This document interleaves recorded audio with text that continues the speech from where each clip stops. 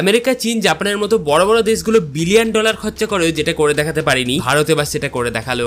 তো দেখো, পারমাণবিক অস্ত্র তৈরি করাটা তো খুবই কঠিন, কিন্তু সেই পারমাণবিক শক্তিকে কন্ট্রোল করে দেশের কোটি কোটি ঘরে বিদ্যুৎ পৌঁছে দেওয়ার প্রযুক্তি তৈরি করাটা কিন্তু তার থেকেও অনেক বেশি কঠিন।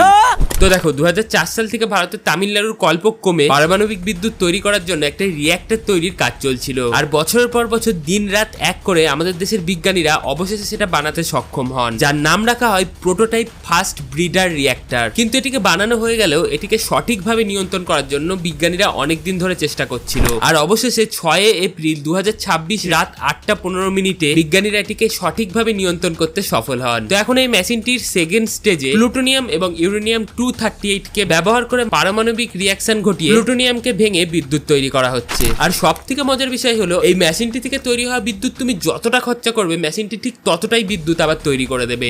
আর এখানেই শেষ নয়, বিজ্ঞানীরা জানিয়েছেন মেশিনটিকে থার্ড স্টেজে থোরিয়াম দিয়ে চালানো হবে। আর জানলে অবাক হবে, এই গোটা বিশ্বে সব থেকে বেশি থোরিয়াম আমাদের ভারতবর্ষে রয়েছে। আর সেই থোরিয়ামকে কাজে লাগিয়েই এবার বিজ্ঞানীরা পারমাণবিক বিদ্যুৎ তৈরি করতে চলেছে।